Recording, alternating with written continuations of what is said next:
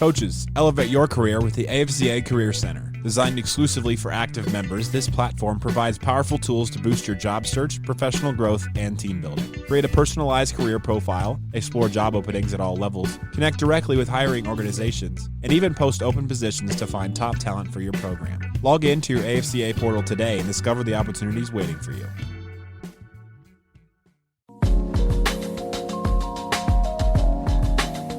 Welcome to this week's episode of Inside the Headset presented by CoachComm. This week, we sit down with Salisbury University Head Coach and 2024 AFCA Division III Coach of the Year, Sherman Wood. In this conversation, Coach Wood discusses his journey in the coaching profession, navigating challenges while maintaining consistency, and what the AFCA has meant to his career. But first, a word from CoachComm. Deuce left, check with me. If they're in quarters match, we're going to Pittsburgh or Ohio. They're in zero. Let's go Hippo, Seattle, wide choice. If we call the protection right, it's 6. When a play call is the difference between winning and losing, your headset choice could be your most important decision. When the call counts, CoachComm is the only choice for clear, dependable communication. Visit CoachComm.com for more info. We got it, guys. Good job. Now, let's get inside the headset with Coach Wood. Coach Wood, how you doing? I am doing great. I'm just doing really well. I'm real happy with what's going on. Yes, sir. Can't complain. Well, we're excited about having you on. Obviously, I love the plaque in the background, Coach of the Year award. We're going to talk a little bit about that towards the end of the podcast. But before that, I want to let all of our listeners learn about you and your journey. And so the good starting place we always kind of get rolling at is, when did you know you wanted to be a part of this great profession? Well, number one, as most kids do, you're playing the game of this great game of football from youth league on. I started when I was at 6 years old, and I remember playing for the Super Chiefs out of Norfolk, Virginia, and I knew right then I wanted to be part of this great game. Obviously, journeying over to middle school and high school and did some good things there, playing wide receiver. I actually started off as a defensive lineman in high school doing JV. Yeah, that was, I was a big kid at an early age, to be honest with you. I guess I just stopped growing, but I went from D tackle to DN to wide receiver to defensive back. And that's where I had my journey as a cornerback. That's why I made my way to college. That's and right. That journey to college was pretty interesting. I don't even know how I ended up at Salisbury, but just like any other young kid in high school, you're going to play for Notre Dame. You're going to play for Clemson or something. So I remember receiving a letter from Clemson, and that's all it took right there. I think I'm going to Clemson, but I didn't realize it was just a letter. Right. Just like it was sent to everyone. But I had a good high school experience, made all city, if that means anything, but played basketball also. And Maury High School in Norfolk, Virginia, where I played, and they are still winning state championships to this day. We was in the state finals in basketball as well. So I played 2 sports, and I played a little volleyball also back in middle school. And when I journeyed to Salisbury, Salisbury just kept communicating with me. I was actually a kid that received a Division II offer. And but back then, weighing 159 pounds, I was told that I needed to go to junior college for a year to get stronger. So I did. I went on a journey and visited the school and just didn't like it. So after spending a semester away from college, I ended up deciding to come to Salisbury University, where I ended up having a great career. Did a great job on the field. Ended up being a Street Smith All-American corner. Had some trials and so forth. And that's when I realized I wanted to be in the coaching. When I didn't make it, I wasn't fast. So they, had a couple scouts come and time in the 40. The old USFL they used to have had a couple of trials with those guys, and it just didn't work out. But I knew at that time, I said, well, maybe I can be around the game, just trying to do something that I wasn't able to do and teach some kids some things.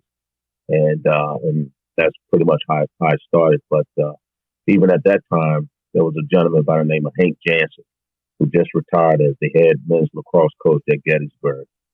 He was the one that tapped me on the shoulder when I was finishing up my last semester of school and asked me if I wanted to coach. And that's all I needed. Yeah. I just needed someone just to ask. Now, did he just ask on his own will of just seeing you be a good player around the building all that time, or did he ask you because maybe you expressed that at some point? No, I didn't express it at all. He just he knew he was my D coordinator when I finished my senior year. He just felt that at the time, back then you didn't have 20 coaches. You only had the defensive coordinator who was the linebacker coach. You had the D-line coach, and he needed a secondary guy, and that was me. So he knew how I played. I was a captain, and he just felt that there's somebody that maybe can help the program out, and that's how I started. And he gave me the independency to make my own decisions, come up with game plans. It was great. I mean, I just thank him for giving me that opportunity because it was just three defensive coaches at the time. Yeah, and so you were responsible for that whole back end, the corners and the safeties. Yeah, it kind of threw me to the wolves a little bit, That's right. I thought I'd just sit back and fold my arms and just look around, but then a couple kids had a few questions about coverage, and I was like, he pointed right at me, and I don't know if I just made up something, but It sounded good, and kid responded and came up with an interception, so I was good to go. Yeah. Well, let's talk about that a little bit because I mean I think you're right, especially when opportunities kind of play out like that, where you're a year out from playing, not even a year out from playing, and you are thrown to the wolves because sometimes you can be a GA and you're really behind the scenes doing breaking down film and all the stuff to help out, but at a small outfit like Salisbury at the time. You are the DB coach. You are the one that they're saying, hey, should I be inside leverage, outside leverage, press, off, 7, and you got to give that answer. Being a player as good as and decorated as you were, how much did you not know about being a great ball coach on the back end? Yeah. Well, it's almost like similar to now. You get in, the football part was pretty simple to me, to be honest with you. I just, as a player, I felt that I was a fairly disciplined kid. I paid attention to detail. So that part of it was something I knew.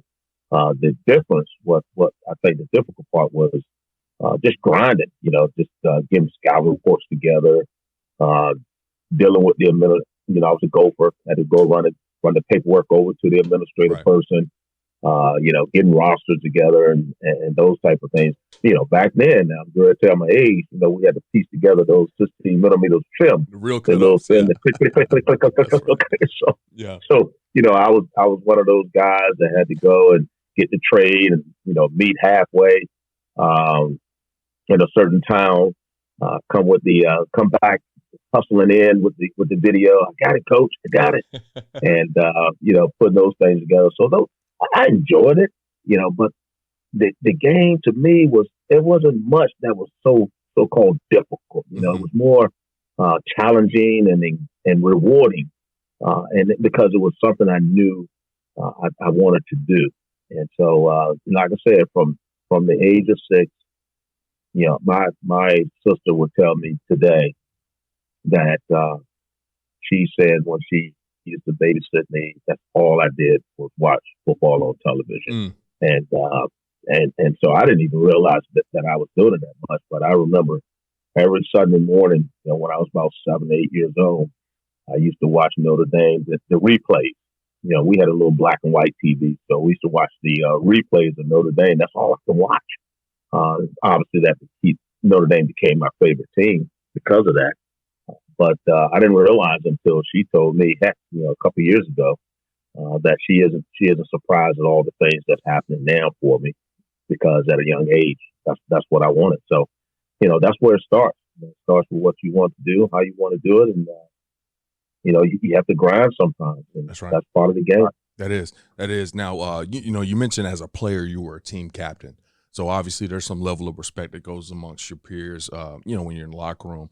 you make this transition to being the one with the answers, to being the one, running the meetings and things like that. How, once again, what were the challenges of less than a few months ago, you're in the locker room with those guys, maybe not horsing around, but, you kind of got a way different dynamic to your relationship. How did you make that adjustment early on in your career, especially being, 24 years old at the time? Yeah, it was, I think it was just a matter of respect. I think the guys, like I said, Ben, here's the deal. Usually people pay attention to you and listen to you if you're balling, right? If they want to know, hey man, how do you get to do this or how do you get to do that? So, and even though I was close in age with some of the guys, which you're right, the challenge was, if you had to go out, I had to be a coach. I had to be a coach. Right. I wanted to do a few things that they were doing, so I just kind of stood, isolated, kind of just nod my head a little bit, that kind of thing, and. Right. But they respected me because of the way I played, and like you said, I was a captain, and I think I give the credit to the people I was working with. Even though it was close in age, they respected me and they showed respect. But I would say, just being similar age, the challenge was, sometimes going out and you're meeting people at the same age as you, and dating and all that type of stuff. Right. So I had to straighten up a little bit, but I held my own the best I could, and but that was a challenge. Yeah, amen. Well, so in '84, you spend that season as a volunteer coach, and you get a promotion. What was the major difference between that year 1 and year 2 in regards to you've been a volunteer and then a graduate assistant the following year? Yeah, the following year after the '84 season, there was a couple things that I learned a lot from. Here's another situation again where we was playing a team. I'm not going to give the school name, but we was playing a team down south in Virginia, and we was down 33-0 at halftime. And my natural sense, or just the competitive edge of myself, went into that locker room of our team, and I just let them have it. And again, I'm just a young student assistant, and I remember the head coach walking in the locker room at halftime, and he heard me. He saw what I was doing, and to his respect, he just let me do it. And I'm not saying that my words did anything, but all I know at the end of that game was Salisbury 34 and the opponent 33. And at that point in time, I knew that, again, I wanted to do this. I wanted to be in this game. But, not too much of a difference. We just, I think when I started grad school in '85, I was in what they call a class that was taught by our AFCA director at the time, administrative and organization. And that I learned a whole lot about administrative things within athletics. So being a captain, being a player, doing those type of things, and then all of a sudden, okay, do you really want to do this? That's when I took that class, and it really helped me to understand the importance of administrative and organization. Now, I'm asking you this. This wasn't in my notes here, but I'm just curious. Did you get your degree from Salisbury? I know you ended up going GA somewhere else, but did you end up getting that master's degree there? Yeah, I received my undergrad from Salisbury and my master's from Bowie State. Okay. Yeah. All right. Well, let's talk about that transition to Bowie State. Kind of two interesting things there. One mainly interesting thing in my opinion is you're at your alma mater. You're at home. How do you step away and take this opportunity? Obviously, we know the business. That's a part of the business is being able to move around. But this is your first move, and part of it be pretty simple and easy, maybe to stay at home. What in that decision making process? Interesting move, and I found out sometimes that's the way things goes in coaching. So what happened was I had there was a new coach who just took the job at Bowie State, and the coach who took the job knew my current coach real well. And he called him and said simply this. This is exactly what he said. I'm not hiding anything. He said, Coach, he asked our coach, he said, look, do you have, I'm looking for a black coach to coach the secondary, or I was looking for a black GA. And, someone who can also coordinate special teams. And so it was a no-brainer for our coach. And so I went to interview, and that actually the coach asked me one question. I guess I got it right. He offered me the job on the spot. He simply asked me, where you want to be in the next 10 years? I said, sitting in your chair. And he kind of, he was a little stunned by that answer. And so, you know what? Since you answered that, you got the job. You'll be my GA if you want it. And that's where I started. I started my graduate assistantship at Bowie, and it was a great challenge. We had a group of guys that took over a program that wasn't doing too well. I had to get used to, the downside of things, because from Salisbury we were winning a lot. Yeah. And so I never had. That was a different kind of challenge to be in Division II, but at the same, because I was excited, Division II. Hey, I'm great coaching, but there was a lot of challenges within the program, and part of it was recruiting and money and things of that nature. So it started tough, but it ended well. Yeah, and there was a moment we went through a season without a win, and so I remember coming back to the school on the bus. We had our last opportunity to win that game. So I get back, and everyone in the lobby was crying, that, wow, this was the last opportunity we can win the game. And so I remember a senior coming to me. And now keep in mind, this senior played there for 4 years. And I remember he came to me and looked me dead in my eyes and asked me, why are you crying? I said, hey, man, we didn't win a game. This is crazy. Where I came from, we won quite a few games. He said, well, if it makes you feel any better, you're looking at a person who just had his last opportunity to win a game in 4 years. Mm. So they were over. My life changed. Sir. They were over for 4 years. Yeah. Wow. Yeah. Okay. So this makes this next part hit a little different. He was one. He was a gentleman when you think about commitment. He was one of the few that hung around for 4 years. Everyone after a couple of years, they left. And, he stayed for 4 years with a positive attitude. And right then and there, that's when I said to myself, my eyes dried right up after he told me that, because I thought, everything was the worst thing in the world until he told me that you're blessed. I just had the last opportunity to win a game. What do you think I'm going to say to people that I'd never won a college football game? And so right then and there, I said, and when I go out and speak to people, they have to give me the example and the definition of commitment, because there's no one who's more committed to that gentleman than that gentleman. And he's doing well. He's doing great. And even to this day, I said, there's always someone worse off than you. Yeah. No matter what you're going through. Well, yeah, it's interesting.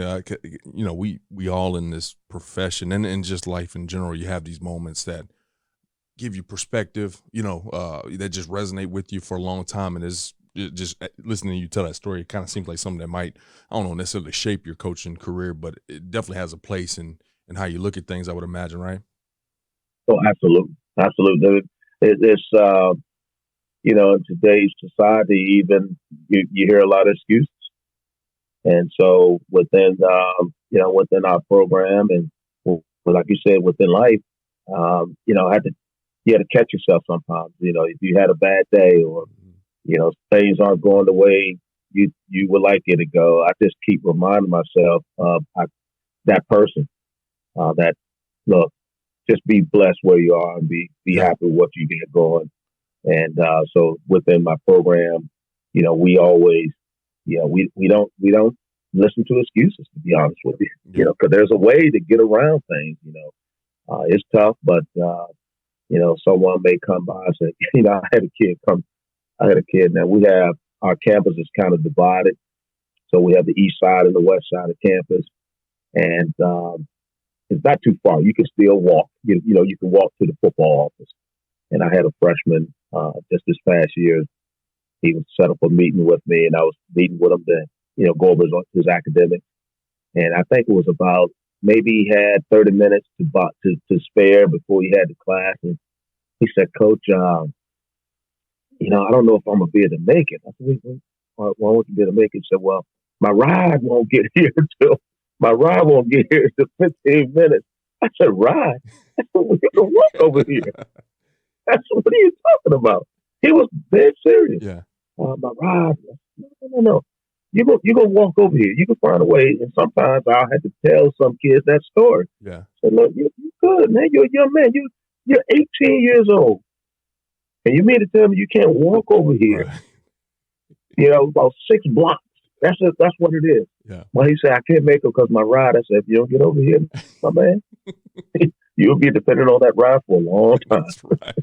You'll need that ride for something else, maybe.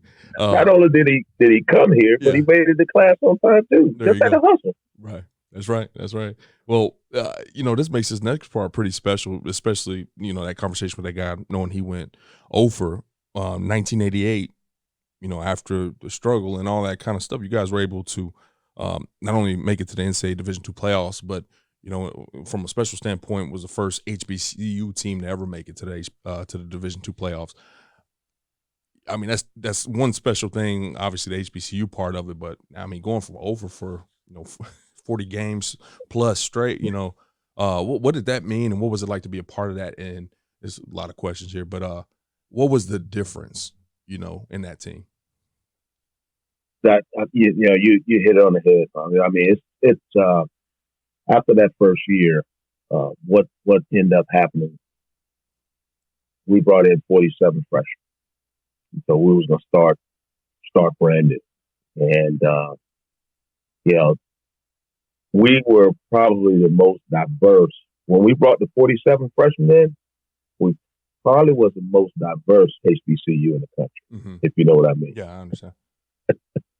So, when it came to long snappers, punters, kickers, okay, we knew if we were going to get over the hump, we were going to really emphasize the importance of special teams.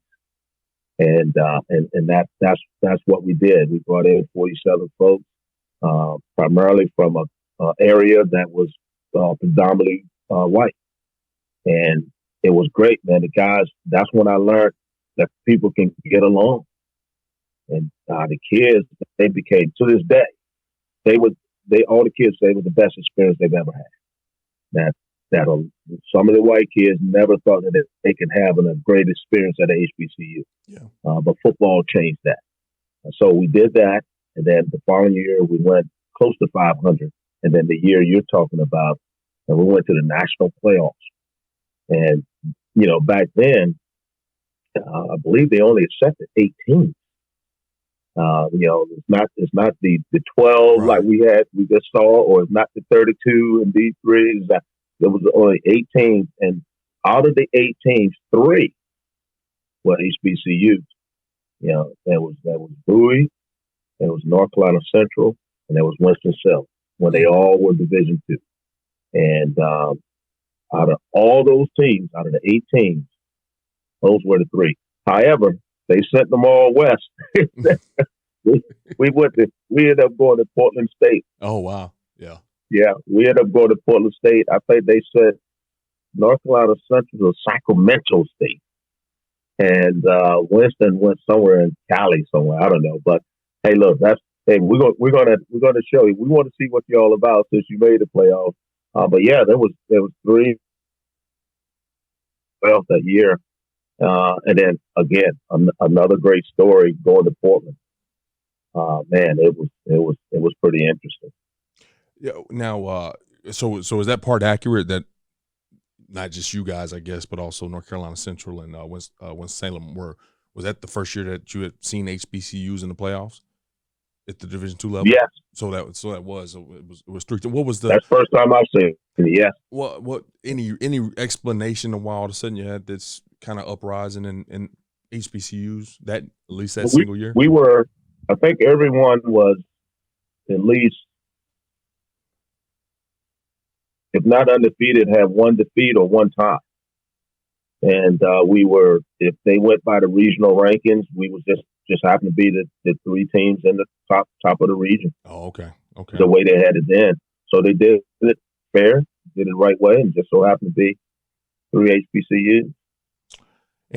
But going to Portland was, that was pretty interesting, because that's the first time I had a chance to see that side of the country. Right.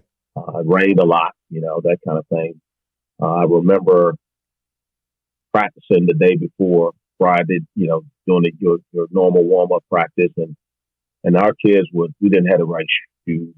We were slipping all over the place, and there was a Nike outlet down the street. So we had a coach who had a little bit of money, and he was able to buy some shoes, and we felt like new kids on the block then. But we made, from my understanding, we made the coaches from, and I remember one of the head coach, I think was Pokey Allen. God rest his soul. I think he passed away. I think he was a Portland coach, and they had a defense coordinator. Last name was Mason, and those guys was great. They were great to us, and they treated us very well. And but they were very nervous about our speed, from my understanding. And we gave it a run. We ended up keeping it competitive. I think it ended up being 31-17, somewhere around there. So it was a great experience, and we spent a lot of time with them after that game to educate them about HBCUs, to be honest with you. So it was a very educational type trip for both programs. It was a great experience. That was something else I learned, that everyone can get along. Recruiting is recruiting. A kid can go to any school that they feel comfortable attending to get an education. Yeah, well, it seems like this Bowie State stop, just in general, for you as a coach and as a person, it just was big in your career. Obviously getting that gym at the end of that season, going over, experiencing going over for the first time, to all of a sudden seeing that, that you can change the dynamics of what a program should look like, and find a way to success. And then you get I can imagine going from one coach to another, especially I spent a little time in D2, and most of those leagues are just bus leagues. And then you go on the other side of the country for the first time, and having the experience to sit down with that staff.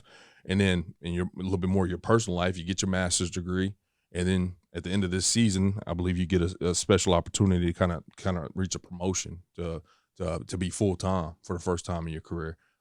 Just what was that run like for you?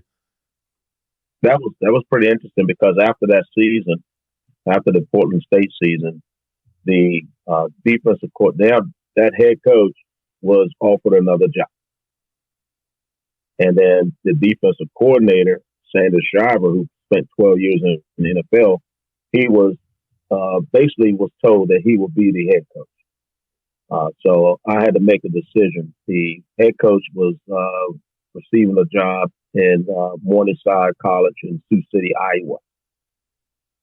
And I didn't know anything about Iowa. So I knew he offered me the DB job, special team coordinator, same as I was as a GA.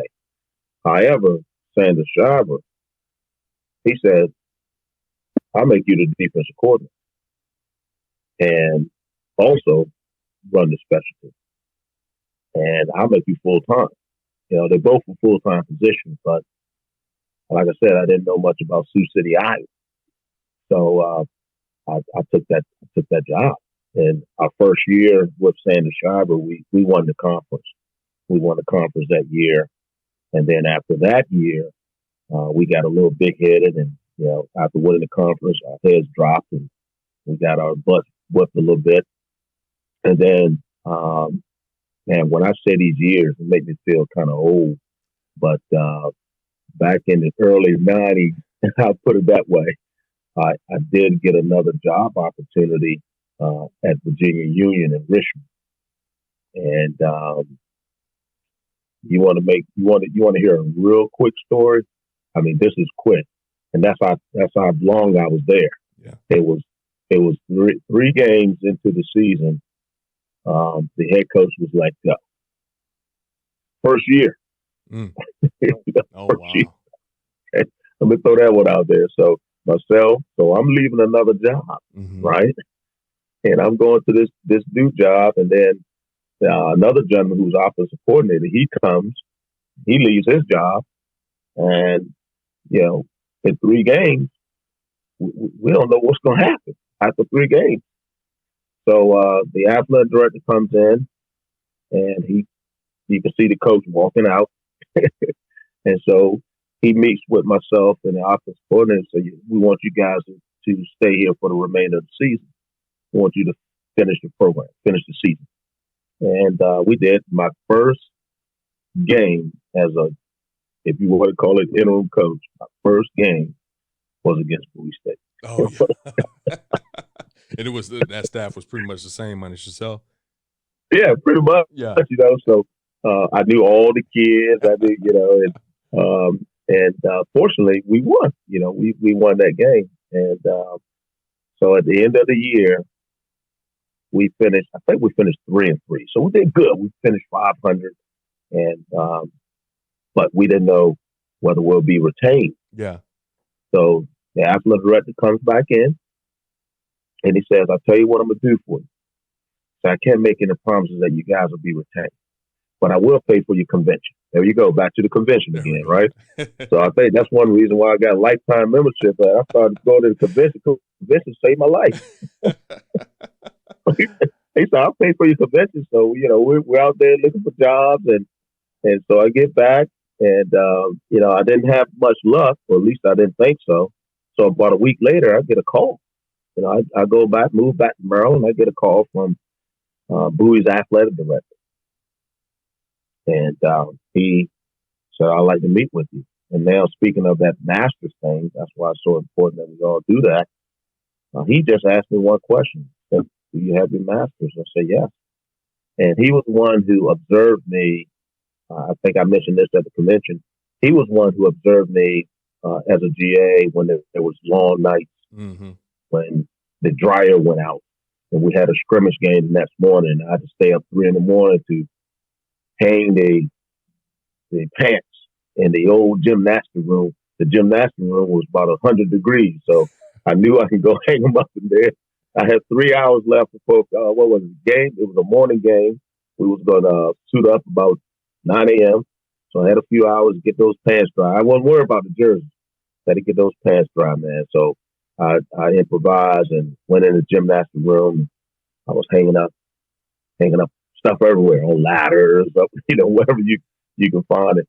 And so the next morning, that AD came. He saw that, and he was the one who hired me at Bowie.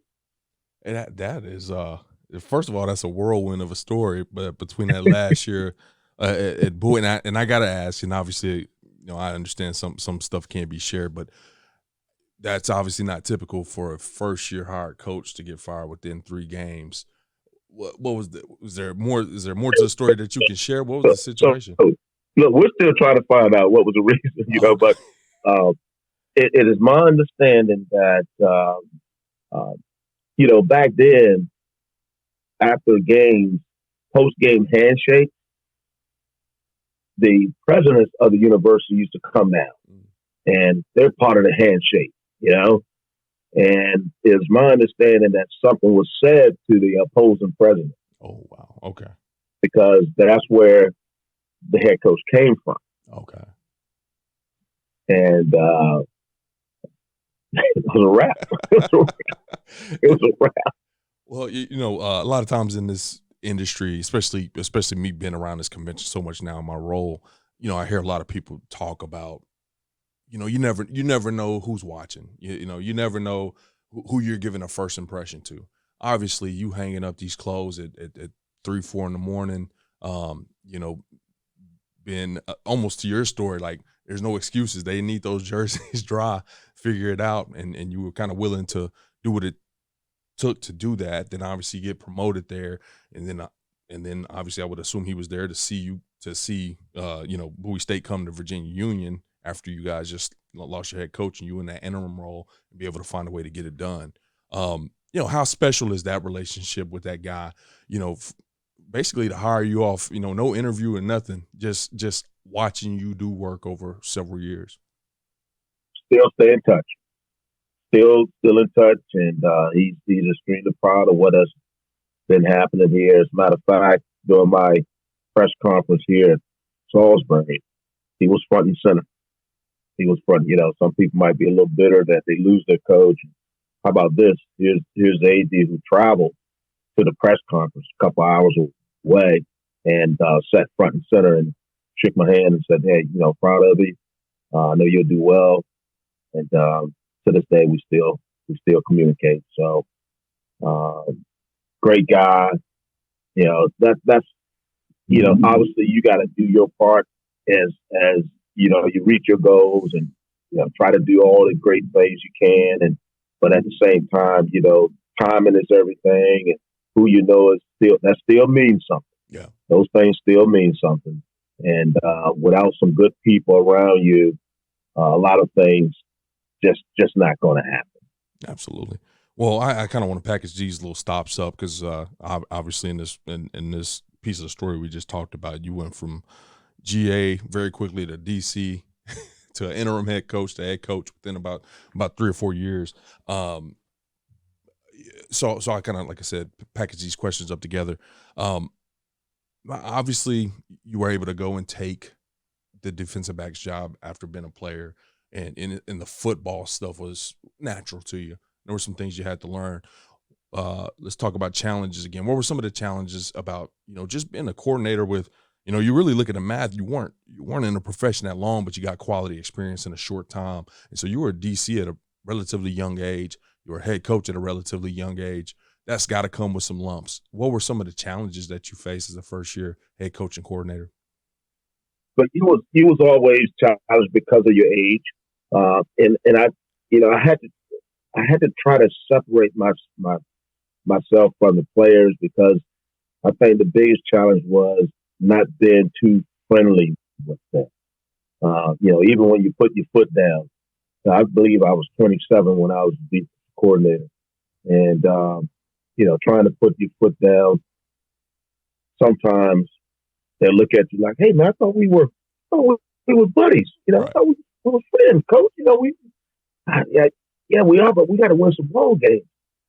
So definitely the rapport with the players was, I had to just separate myself and let people know that this is, I'm in an authoritative position. I'm in a position of leadership, and hopefully you understand that. I think that was the biggest challenge, but the other challenges were administratively, budget-wise. Mm-hmm. I can tell you guys right now that if I can get through what I had as far as support, financial support, and so forth, anyone can get through. Yeah. But again, that was another way of not making excuses. We still had to win ball games. We still had to make sure things get done.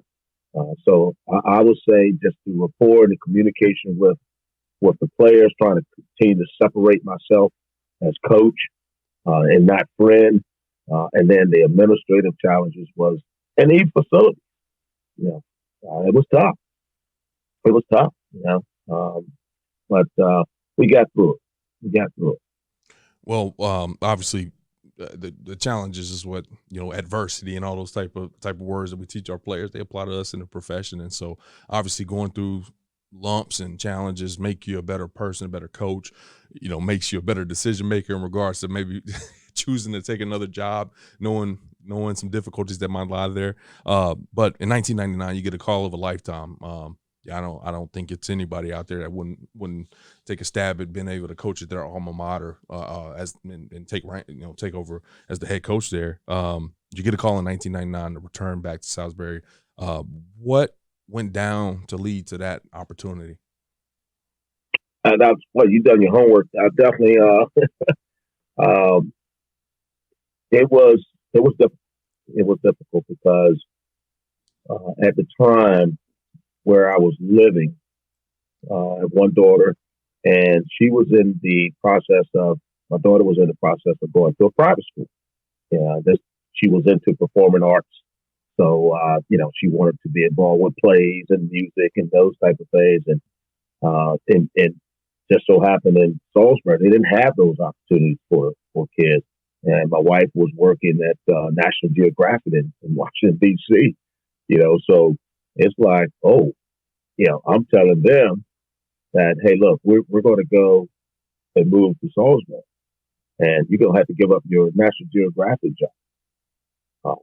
I'm not giving up my National Geographic job, Yeah. Unless there's something that's on. And the folks in Salisbury were great. Say, hey, we have a job for her. But it wasn't even close financially what she was making. So what we did was we said, okay, well, fortunately, my wife's from Salisbury, so there was family there, family here, and I knew I could stay somewhere and that kind of thing on long nights and so forth. So we decided to give it a couple of years. And then our daughter graduated from that school and then go off to college or something. So, the wife wouldn't have a problem coming back to Salisbury. But guess what? It was 19 years later.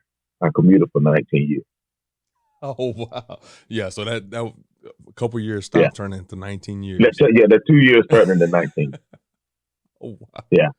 So, but one thing I can say about that, and, I've obviously met with my staff, and I always said, look, if my distance or my commuting, if you feel that it hampers the program, then I'll make a adjustment. But I just want everyone to understand that this is my job. Regardless of where I live, regardless of what's going on, we're going to make this the number one program. Mm-hmm. And if I got to be here till midnight or whatever the case may be, that's the way it could be. And obviously, you know how it is. You got to have a supporting wife to go along with all those things as well. So I probably spent about 3 days out of the week at home and 4 days in Salisbury. Now, but I had a lot of support. Yeah, a lot of support. And that's what I know. All I can tell you is 19 years later. I don't even know. Time just kept flying, just kept working. And yeah. Now, obviously, I'm going to brag on you real quick. All-time winningest coach in Salisbury, 181 wins, 19 postseason appearances, including 18 straight from 04 to 2022, 9 times conference champ, 6-time coach of the year, 314 all-conference players.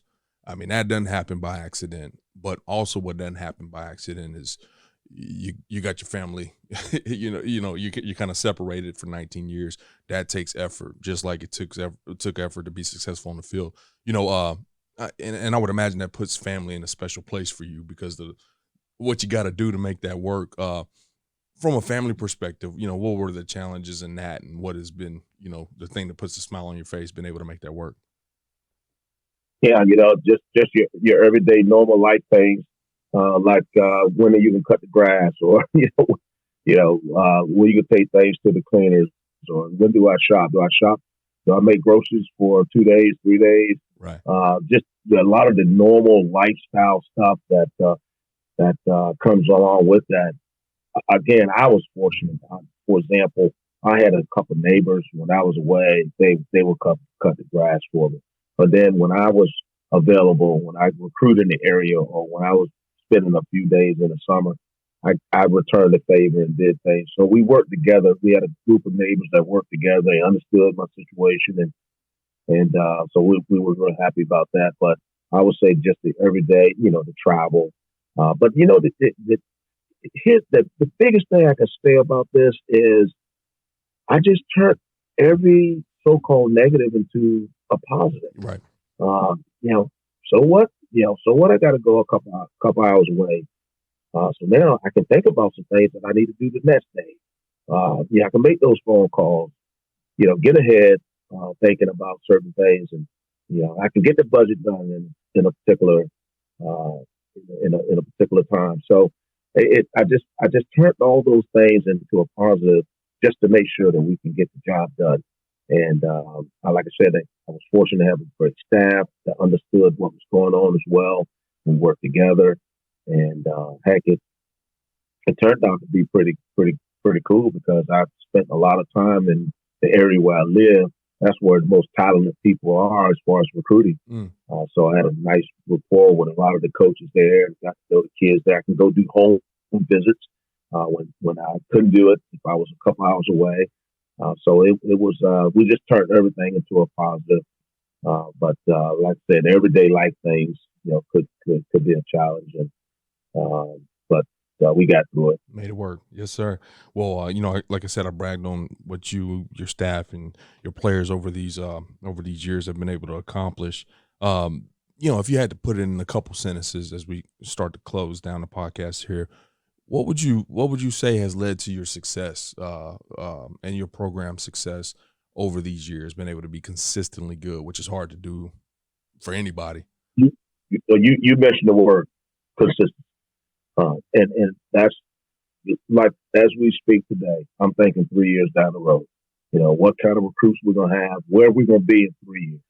I think it's important to have that consistency in your program and make sure you recruit the type of kids who understand the importance of what you're trying to do.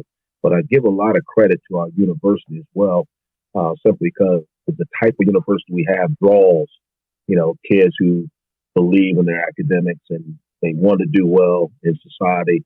Obviously, that plays a big role in the type of kids that we get in our program.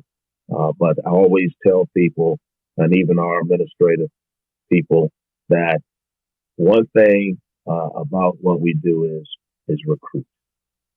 And we want to recruit at a high level. And I talk to people and say, you can cut this out, or you can cut my budget here, you can cut there, but never question me about recruiting, because we're going to do it right. We're going to get the right people in our system. But I would definitely say, just definitely be consistent. Again, be professional in everything you do. Parents still mean something in life, regardless of what people are doing or what they believe in. Those things are still important. Still having a foundation, doing the right things, looking a person in the eye, shaking hands like you normally would. We still do those type of things. And a lot of kids, they grasp that, especially if you're winning. If you're losing, a lot of those things would be hard to do. But fortunately, we're on the winning edge, and kids want to be part of a winning program. Coach, real quick, and I tell you why I'm asking this, because this isn't a part of my questions. You started coaching in 1984. I was born in 1984, so I turned 40 this year. That means you've been in this thing for 40 years. Do you remember your first convention? Your first AFCA convention? First convention was that's a long time, man. Right? I remember. I can tell you a couple. The first couple ones I remember was in Nashville, because we drove. We drove. We had money to fly, so we drove from Maryland to Nashville and stayed in a $25 a night hotel with 4 guys. And I don't know if I slept on the floor or not, but it was close to it. There was one towel in the whole hotel for 4 people. So I don't know if we just got up and grabbed a sandwich and kept going to the Gaylord, but I was so happy to be there just to meet so many people. I do recall meeting Eddie Robinson. I spent some time with Eddie Robinson. He was one of the hardest working persons you would know. He had, I think, at the age of 60-something, he was still looking at sleds. He wanted to buy sleds. That's where we talked. I remember Lou Holtz. Calling my name out, and I ended up walking further down the hall. So, man, Lou Holtz just called my name out. Somebody reminded me you had your name tag on. Hey, Lou Holtz came by. Hey, Sherm, how you doing, man? So, he said, you had your name tag on. Oh, okay, all right. Yeah, so those guys, I remember them my first couple conventions, and I loved it ever since. Yeah. Ever You know, since. I kind of want to ask you that because, I remember my first convention, and not intimidated is not necessarily the right word, but I remember just all the coaches, and I'm brand new to it, and I was like, can I do this, man? There's a lot of guys that's gonna want that same receiver job that I want. Been on the elevator with guys and having those same, oh man, coach said my name and all that kind of stuff, and here you are 40 years later, and just about a best of a career as you could ask for. It's your alma mater. So this is just kind of full circle, pretty cool to see, from an AFCA standpoint. And what's really, really awesome is this past season you were voted as the 2024 AFCA Division III National Coach of the Year. And what I say is special about this isn't voted by a bunch of, article writers and news beats and all those kind of guys. These are voted for people that are in the profession that recognize what you've been able to accomplish. What does that mean to you to win this award? The world. I mean, you said it best. It's simply because it's coming from your colleagues. It's coming from people who understands the grind that you go through and the things you have to put together and so forth. So it means the world. And I tell the young guys, I said sometimes it's called tiebreakers. You may not be the national champion, but if you're in the midst and there's 4 or 5 other guys in the midst and you get voted, then there's something else that they care about. They trust and believe in what you're doing. So right. I think that's a big deal. And been part of the association for so long, a lifetime member, and this association has put me where I am today and has groomed me to be who I am. And going to the convention and following up with so many great coaches and calling them after the convention and reading up on articles and so forth. It's just, there's nothing better than AFCA. There's just nothing better. So, and then you have Fellowship of Christian Athlete within the program that implemented that into the program. I even met Rudy that played at Notre Dame. Had a breakfast with Rudy. So a lot of memories, a lot of respect, and I continue to encourage young coaches, to continue to support and be members of, because it helped me. It definitely changed my life and it helped our family, and so no question, it's the way to go. Coach, well, we appreciate you, and we appreciate you, representing the AFCA and all that's right in college football right now. With so much scrutiny around the profession at times, or college football in these times, it's just great to always have guys trying to do it the right way and having success while doing it the right way. So we appreciate you. Look forward to shaking your hand here at one of these upcoming conventions, and hope to see you there in Charlotte again. Okay. Absolutely. Thank you, Mario. Appreciate it. Yes, sir. Thanks for your time. Thank you. CoachComm has been delivering tough headsets for tough teams for more than 31 years. It's why 97% of FBS teams and thousands of high schools across the country rely on CoachComm. Get the best for your team. Visit CoachComm.com for more info. Thanks for listening to this week's episode of Inside the Headset, presented by CoachComm. If you'd like to learn more about this week's episode, head over to AFCA.com. There, you can access every episode and find corresponding show notes. Remember, you can catch every episode of Inside the Headset presented by CoachComm on wherever you get your podcasts, including Spotify, Apple, and YouTube. While you're there, we'd love for you to take a moment to rate, review, and subscribe to the podcast. Your feedback helps us improve and grow. Keep up with the latest news by following us on social media.